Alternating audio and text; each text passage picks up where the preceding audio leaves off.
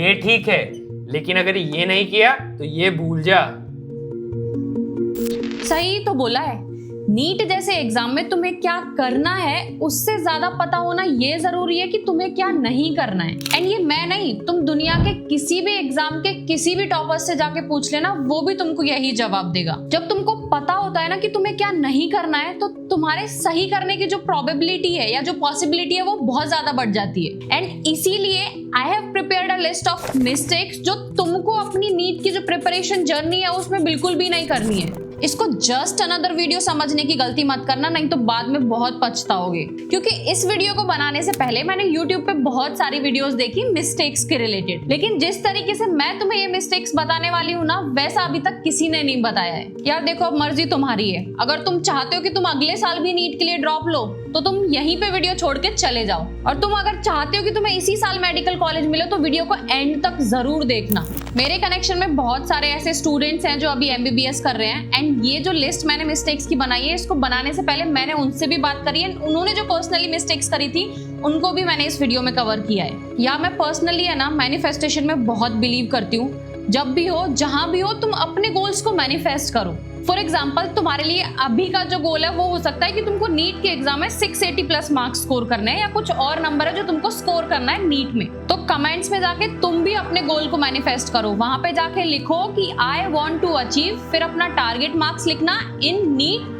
अगर तुम 2025 के लिए अपीयर कर रहे हो तो 2025 लिखना, और अगर 26 के लिए अपीयर कर रहे हो तो 26 लिखना, लेकिन लिखना जरूर। अब आते हैं मेन मुद्दे की बात पे, जो कि है मिस्टेक्स। पहले शुरू करते हैं नीट की प्रिपरेशन का। तो अगर नीट की प्रिपरेशन में देखा जाए तो 3 मेजर पिलर्स होते हैं, यही 3 मेजर पिलर्स तुम्हारी पूरी नीट की जर्नी को, पूरी नीट की प्रिपरेशन जर्नी को समराइज करते हैं। सबसे पहला पिलर है एकेडमिक्स, एंड यही वो पिलर है जो तुम्हारी नीट की प्रिपरेशन के लिए एक स्ट्रॉन्ग फाउंडेशन बिल्ड करता है। इसमें आते हैं स्कूल क्लासेस, कोचिंग क्लासेस, तुम्हारे टीचर्स की नॉलेज, स्टडी मटेरियल, या फिर वो बुक्स जहां से भी तुम नीट के रिलेटेड स्टडी करते हो। देखो यार, एकेडमिक्स का है ना एक सिंपल सा गोल होता है कि तुम्हारे नीट के सिलेबस के अंदर जितनी भी इंफॉर्मेशन है उसको कवर करवाना। इस पिलर में तुम कॉन्सेप्ट्स को समझते हो, एंड जो तुम्हारी थ्योरी है उसको तुम और ज्यादा स्ट्रॉन्ग बनाते हो। पिलर नंबर 2 है सेल्फ स्टडी। इस पिलर में तुम क्या करते हो, तुम्हें पिलर 1 से जो इन्फॉर्मेशन मिली है, जो एकेडमिक्स से तुम्हें इन्फॉर्मेशन मिली है, उसको तुम एक्शंस में लेके आते हो। यानी कि अगर तुम वहां से कोई कॉन्सेप्ट समझते हो तो तुम इस पिलर में क्या करोगे, उस कॉन्सेप्ट के रिलेटेड जो क्वेश्चंस हैं वो सॉल्व करोगे, उन्हीं कॉन्सेप्ट्स को आके रिवाइज करोगे। That comes under pillar 2, which was self study. तीसरा पिलर है सोशल एंड एक्सटर्नल। इस पिलर में आता है तुम्हारे फ्रेंड्स, तुम्हारी सराउंडिंग, तुम्हारा एनवायरमेंट, तुम्हारा खुद का मेंटल स्ट्रेस, तुम्हारे खुद की हैबिट्स, एंड बाकी सारी चीजें जो एकेडमिक्स एंड सेल्फ स्टडी में नहीं है। हर एक पिलर में मैंने ऐसी 3 मिस्टेक्स प्लॉट डाउन करी हैं जो 90% ऑफ नीट स्टूडेंट्स तो करते ही हैं। सबसे पहले बात करते हैं पिलर 1 में मिस्टेक नंबर 1 की, जो है jumping on to different study materials. मेरी छोटी बहन भी नीट की प्रिपरेशन कर रही है। अभी 2 दिन पहले ही उसका कॉल मुझे आया था। उसको एक सब्जेक्ट उसकी कोचिंग में अच्छे से समझ में आ रहा है, लेकिन उसके कुछ फ्रेंड्स ने उसको सजेस्ट किया कि किसी दूसरी कोचिंग का एक स्टडी मटेरियल जो अगर वो ले लेती है तो और भी ज्यादा अच्छा हो जाएगा, उसके और ज्यादा अच्छे मार्क्स बढ़ जाएंगे। लेकिन मैंने ही उसको समझाया कि अगर तुझे अपने कोचिंग इंस्टीट्यूट से वो सब्जेक्ट अच्छे से समझ में आ रहा है तो कोई जरूरत नहीं है दूसरे कोचिंग इंस्टीट्यूट का या कोई और स्टडी मटेरियल खरीदने की। किसी भी सब्जेक्ट के लिए ज्यादा स्टडी मटेरियल रखने से तुम्हारा माइंड कंफ्यूज ही होगा, सॉर्टेड नहीं रहेगा, तो इसीलिए एक पे ही फोकस करो। Mistake number 2 is focusing on high weightage chapters only. High weightage chapters तुम्हारी प्रायोरिटी लिस्ट में ऊपर हो सकते हैं, बट ऐसा नहीं है कि तुमको सारा फोकस, अपनी सारी एनर्जी उधर ही इन्वेस्ट करनी है। हाई वेटेज चैप्टर्स पे फोकस करने से तुम्हारा कट ऑफ तो क्लियर हो जाएगा, लेकिन तुम्हें एक अच्छे गवर्नमेंट कॉलेज में सिलेक्शन नहीं मिलेगा। Mistake number 3 is reading NCERT in a wrong way. बहुत सारे स्टूडेंट्स क्या करते हैं, वो एनसीईआरटी को है ना बहुत सुपरफिशियली पढ़ते हैं, लाइन टू लाइन नहीं पढ़ते हैं। इसकी वजह से क्या होता है कि एग्जाम में जब लाइन में से या किसी स्पेसिफिक पार्ट में से क्वेश्चन आता है, उनको पता ही नहीं होता है कि ये क्वेश्चन किस सेक्शन से आया है या फिर किस फिगर से आया है। तो आपको क्या करना है, आपको NCERT line by line, word to word पढ़नी है, इमेज तक भी नहीं छोड़नी है। इमेज तो छोड़ो, इमेज का जो डिस्क्रिप्शंस होते हैं ना, वहां से भी क्वेश्चंस आए हैं नीट में, तो बिल्कुल भी इग्नोर मत करना इस चीज को। अब आते हैं पिलर 2 की मिस्टेक नंबर 1 पे। ये सोचना कि थ्योरी करना इनफ है।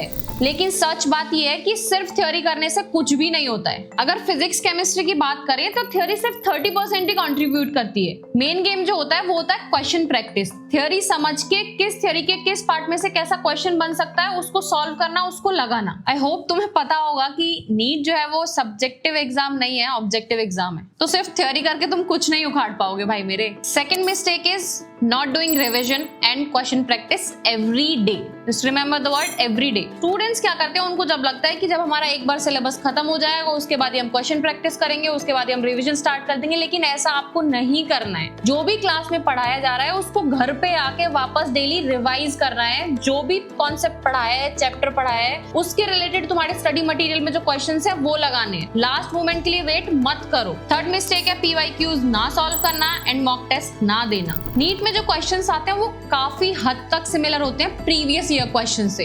तो तुम्हें क्या करना है, तुम जितना ज्यादा हो सके उतना ज्यादा PYQs लगाओ। PYQs के लिए अलग अलग भटकने से बेटर है तुमको एक डेडिकेटेड बुक पकड़ लो जिसमें 10 से 15 या 15 से 20 साल के PYQs दिए हुए हों। फॉर एग्जाम्पल इसमें पिछले 19 साल के नीट के PYQs दिए हुए हैं, तो तुम ये भी खरीद सकते हो। ये हो गई 6 मिस्टेक्स। अब मैं आगे बढ़ूं उससे पहले तुम चैनल को जाके सब्सक्राइब कर लो। अब बात करते हैं पिलर 3 की, मिस्टेक नंबर 1 पे। और ये मिस्टेक जो है ना, ये तुम्हारी नीट प्रिपरेशन का सबसे बड़ा ब्लंडर हो सकता है। That is making a girlfriend और बॉयफ्रेंड। इस एज में अपोजिट जेंडर के लिए अट्रैक्शन होना बहुत नॉर्मल सी चीज है एंड ये बहुत कॉमन है और सबके साथ होता है। लेकिन डिपेंड करता है कि इस टाइम पे आपकी प्रायोरिटी क्या है, वो गर्लफ्रेंड या बॉयफ्रेंड या फिर आपका अल्टीमेट गोल वो मेडिकल कॉलेज जिसके लिए आप बचपन से सोच रहे थे। यार मैं तो तुम्हें यही सजेस्ट करूंगी, ये सारी चीजें ना बाद में होती रहेंगी, बहुत टाइम पड़ा है इनके लिए। एक बार MBBS में गए, उधर जाके जो करना है तुमको कर लेना, लेकिन ये जो टाइम है ना, ये तुम्हारी एनर्जी और फोकस डिमांड करता है नीट की तरफ। दूसरी मिस्टेक है not having a peer group जो आपको मोटिवेट करता है। हमारी लाइफ में एक ऐसा रिश्ता होता है जिसको चूज करने की लिबर्टी हमारे खुद के पास होती है और वो होती है फ्रेंड्स चूज करना। तो आप अपने जो दोस्त बनाओगे ना, वो दोस्त ऐसे बनाना जिनका अल्टीमेट गोल मेडिकल कॉलेज हो, जो आपके जितने डेडिकेटेड हो, आपके ही जैसे कॉलेज में जाना चाहते हो और आपके ही जितने डिसिप्लिन भी हो। मैं तो सजेस्ट करूंगी ऐसे लोगों से दोस्ती मत करना जो बहुत टाइम पास करते हैं, दिन भर फोन में लगे रहते हैं या फिर फोकस्ड होकर पढ़ाई नहीं करते, बिकॉज कहीं ना कहीं वो एक एनवायरमेंट, एक ऑरा क्रिएट हो जाता है जो आपको मोटिवेट भी कर सकता है या फिर डीमोटिवेट भी कर सकता है। इट ऑल डिपेंड्स कि आपके सराउंडिंग में आपका जो पीयर है वो क्या कर रहा है। थर्ड एंड सबसे बड़ी मिस्टेक है स्ट्रेस एंड प्रेशर लेना। देखो यार, तुम है ना खुद में भरोसा रखो, अदरवाइज क्या होगा ना, इतने जो तुम्हारे साल की मेहनत है ना, ये सब वेस्ट हो जाएगी। और मैं सिर्फ एग्जाम स्ट्रेस या एग्जाम प्रेशर की बात नहीं कर रही हूँ। हर दिन आपको ऐसी सिचुएशंस, ऐसी चॉइसेस बनानी पड़ेंगी जहाँ पे आपको स्ट्रेस ना हो, जहाँ पे आपको प्रेशर ना लेना पड़े। क्योंकि अगर आप ऐसा करते हो तो ये आपकी प्रिपरेशन को बहुत गंदे तरीके से इम्पैक्ट करने वाला है। क्योंकि अगर तुम स्ट्रेस और प्रेशर लोगे ना, तो जो चीजें अच्छी चल रही है वो भी खराब होने लग जाएंगी और फिर तुमको और ज्यादा स्ट्रेस आएगा, ये मल्टीप्लाई होता चला जाएगा। तो यार मैं तो यही बोलूंगी, स्ट्रेस बिल्कुल भी मत लो, हो जाएगा।